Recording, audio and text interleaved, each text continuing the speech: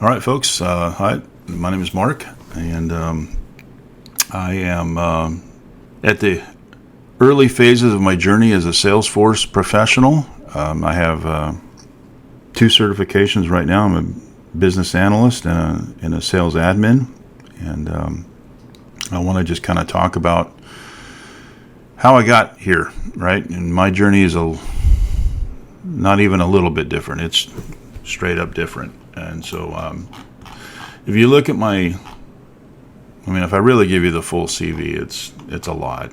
And I don't want it to be like that, but it is. And I think it makes sense, though, if you step back and kind of look at it chronologically and look at it in maybe different phases or different seasons of life. And I was in the service. I was in the Navy. This was the late 80s, and I went and became a Russian linguist, okay?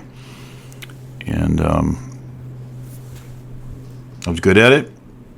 Number one in my class, went through the whole, took a year to go through the basic course and then on to the intermediate course and on to, a year in Turkey and in air crew and kind of did some stuff, but can't really get into all that. But I say that to say that, that's how I got the language skills, right? And that's going to be a theme throughout. I got out, I should also say the Soviet Union came to a kind of an end, right? During that period of time when I was stationed overseas and came back to do aircrew duty, all that was kind of gone. So now Yeltsin's there, and they're not really adversaries anymore, and I don't have a mission anymore. And I'm kind of like, why am I even doing this? I'm going to go back to college. So what do you study when you go back to college? Well, you can be a Russian major, and that and, $5 gets you a latte down at Starbucks. I did do that. I just took business also. So I ended up with 2 degrees. I got a, kind of international business / finance. Of course, you did the Russian and the Russian history on the side, and no one cares about that. And people make the comment from time to time, oh, that's a wild combination. I mean, I'm sure you probably never had an opportunity to do those two in tandem. Well, if that's you, stick around. This video is for you. Even while I was in Seattle, I had an opportunity to do those in tandem. I got a job. I got an opportunity. In fact, there was a girl in my Russian class that was actually, Russian. Her mom and dad were, their parents lived in St. Petersburg back in the day, or Leningrad. And they were looking for somebody to kind of just help out at the office, answer phones, translate, do whatever, and downtown. And she mentioned my name and said, hey, this kid is talented and knows, I was good at the grammar and the language and could, kind of do some things, but I wasn't as good as I thought I was. Say it that way. So I worked for this fishing company. At the time, at the moment that I went down there to this interview, it was a joint venture. And, three crab, you've probably seen Deadliest Catch and all of that. And all of that's, pretty real, right? And so these American skippers and kind of 4 or 5 management guys would be out there with the rest of the crew would be Russian, and they'd go out in Bering Sea on the Russian side and fish the Russian stocks, right? And so there was plenty of crab walking around and just didn't have the equipment to get to it. And that was at that point. It's not like that anymore, but it was then. So I go to this job interview, and it turns out to be kind of this confrontational meeting down in, we drove from downtown over to Fisherman's Terminal over in Ballard. I don't know if you know Seattle, but I did terrible. I mean, I just really made I started to try to translate, and I couldn't do it, honestly. Just relax, Mark. We got it. Sit and learn. So I sat and I kept my mouth shut, and I watched, and I totally humiliated. I get back in the car, after this confrontational meeting with the Russian side. And the Russian side, I'm riding back, and I didn't know what to say, right? I'm like, man, thanks, guys. I appreciate it. And maybe I should pay you to work here. And I said that. And they hired me anyway. I think because they said that. In fact, they told me later. I saw the guy years later. In fact, we were on the flight. When I left Russia to come to Houston, we were on the same flight. And he remembered me saying that. And this was, I don't know, 15 years later probably. So, I worked as a translator. I worked as a purchasing agent, warehouse manager. We set up a little warehouse where Hales Ale is down there on Northwest whatever street, and it doesn't matter. Accounts payable, and of course, lots of technical trans. I went out on the crab boats. I was out in the Bering Sea. Really got to get exposed to the industry, and it was super challenging. It was super worth it. But here you are as a college kid, trying to learn business, international business, and trying to get some exposure in that. And of course, you're doing the Russian and the history. Meanwhile, you're doing that every day. That was awesome. I got probably the best education I could have ever gotten in that regard. Now, I ended up getting divorced during that time, and not everything worked out well. But at the end of this, I say all that to say I'm kind of sitting around feeling sorry for myself, like poor me. And then an opportunity came up to go and be an exchange student. And you see where this is going. I got to go to Russia on an exchange program. And so no one wanted to go. Like, why? Why would you want to do that? And I couldn't answer that question. I just knew that I really needed to change the scenery. And I thought, well, maybe this will open some doors. And I had read some cool, I read The Economist a lot and saw some of these guys from, these Wall Street kids were going over there making stupid money, getting over to Moscow and picking up these, the place was kind of the Wild West, right? And I thought, well, I want to just go jump in the pool and see what happens. So I did. I went there. I did an exchange program in Vladivostok, about 6 months. And I ended up getting in with some Brits and some Aussies that were buying up little local shares of these regional companies out in the Far East. And that was cool. Andrew, thank you, wherever you are. Love you, buddy. And,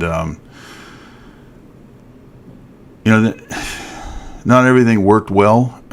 It was not the most successful of ventures, and it wasn't. I ended up working also later on doing some project finance development type of work that was funded through a grant from the U.S. Trade and Development Agency, sponsored by Caterpillar. And so this was the first time I kind of came up on Caterpillar's radar for a coastal fishing vessel replacement. Right, we got fish swimming in these coastal waters. The big ships can't fish in coastal waters. We need small ones that are kind of more tied to like a processing base on the shore. Let's dig in. Is that something that could even attract financing? Can they even build these ships in these shipyards over there? Well,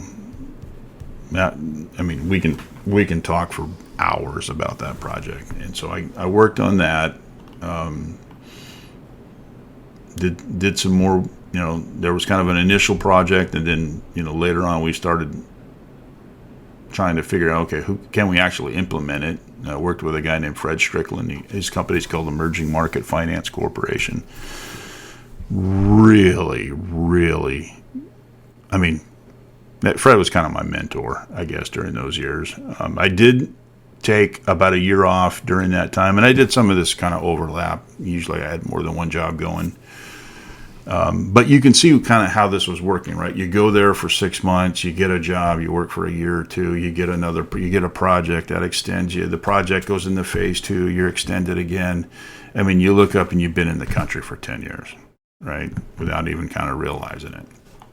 I did mergers and acquisitions. I worked at a little local in Moscow. So I moved to Moscow. Aton is the name. got in their corporate finance team, and I was really just sort of the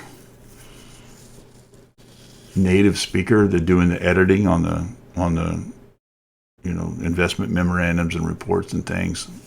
But I mean, I got exposed to the building financial models and doing some research and analyst work, so that was really cool. Hard work, but I'm glad I did it. I went and became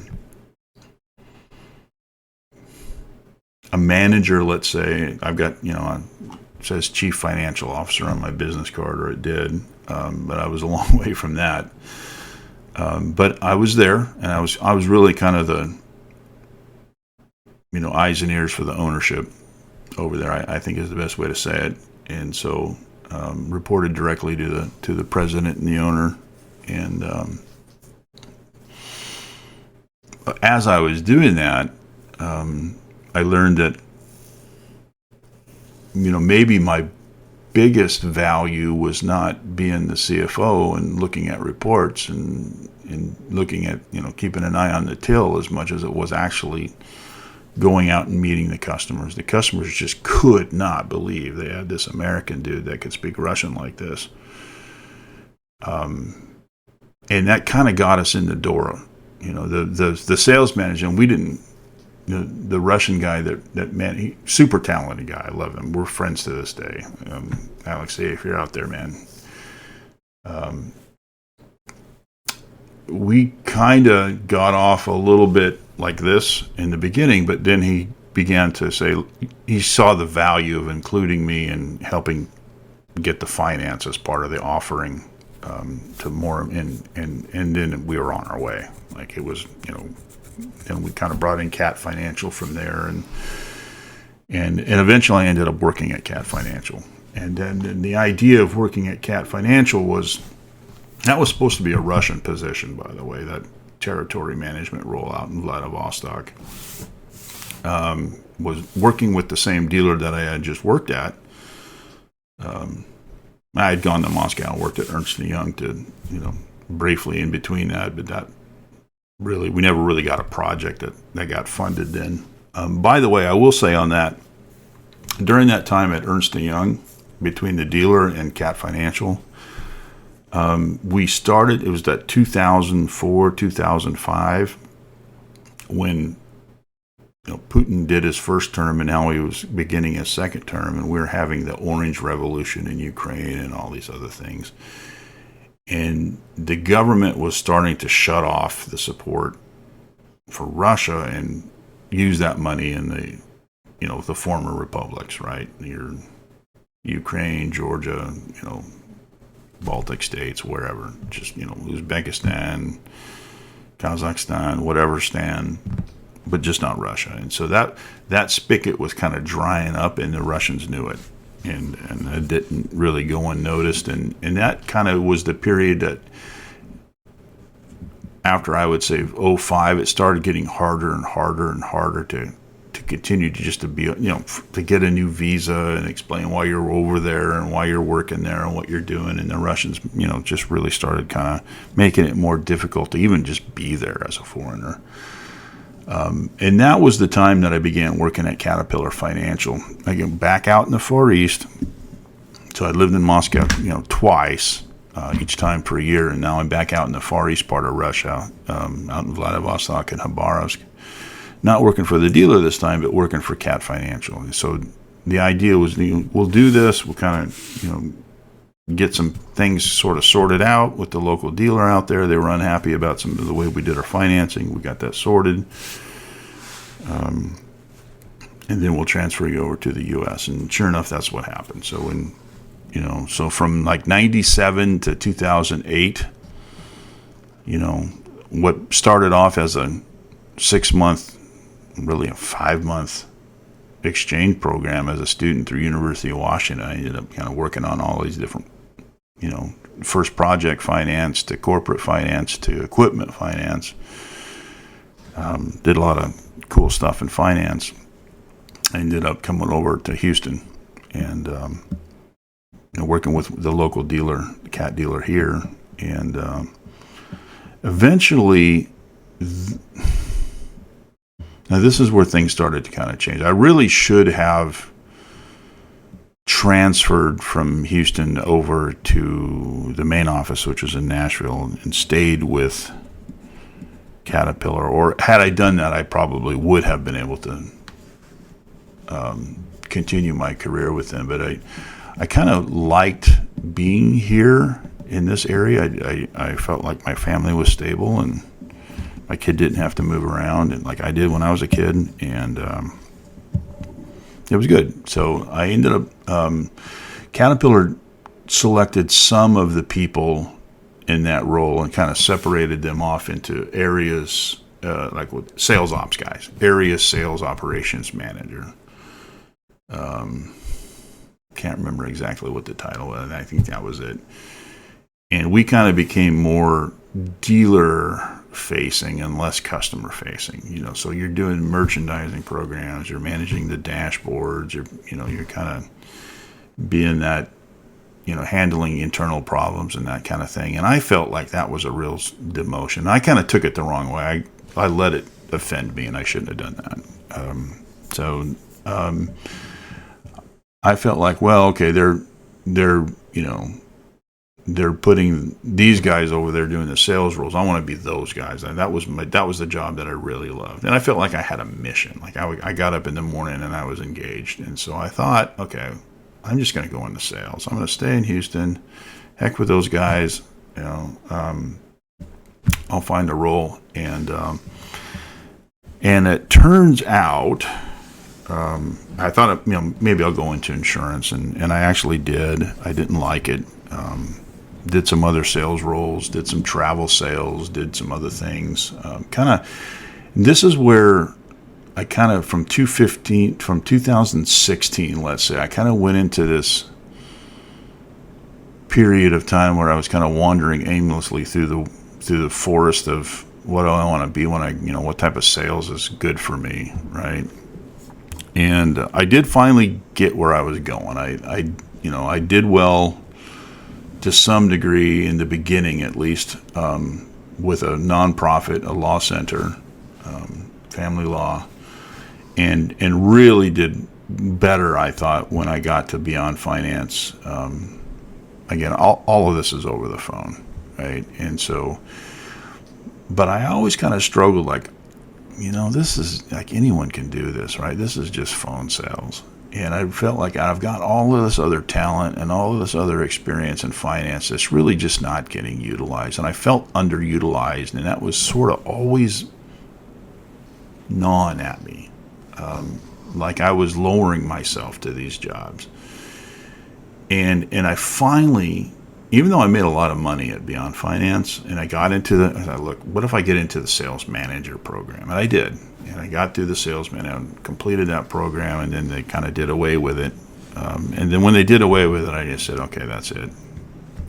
This is it's constant change and upheaval. And honestly, it's not really given me a feeling of like I'm fulfilling myself, So what do you want to be when you grow up? Here I am, 50 years old already, right? And I decided, okay, IT. I got friends in IT. What are the other guys? What are my contemporaries from when I was in the service? What are they doing? Well, they're all into these government roles and cybersecurity roles and these roles and those roles. And I'm like, well, okay, well maybe that's it. And I kind of started moving down that path, and then I found Salesforce.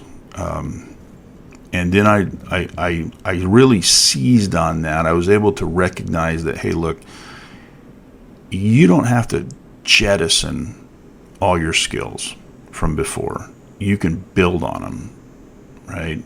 You can be a business analyst and talk to the clients and be in a customer-facing role, and you can do this and you can do that. And I started off as a business analyst certification. In fact, I think I kind of did it by mistake, but I'm glad I did it. That led to, working with Upskiller, even though it wasn't a paid thing. I made another video about that, by the way. You can see that. I won't go into that now, but I was able to complete the business admin And I really like that because you're able to put all your skills to work and not just be an IT guy, not just be a sales guy, not just be a finance guy, but you're really able to look at the whole process from an automation standpoint, a business improvement standpoint. I had the Six Sigma and all of that from Caterpillar. All of that just really felt like, okay, I can really get into this and wake up every morning with a feeling of, all right, I'm meant to do this. Like, this is me. And so, here I am, right? And still working my way through Trailhead, working on the next certifications. Last thing my dad told me last time I saw him was never quit learning. And so, never going to quit learning. Going to keep on going. That's how I got here, and I think that's where I'm going, and that's my story. I'm sticking to it. So, comments, questions, connect with me on LinkedIn if you can, or comments or questions here on the channel. Sure appreciate it. All right, thanks for watching. Appreciate it.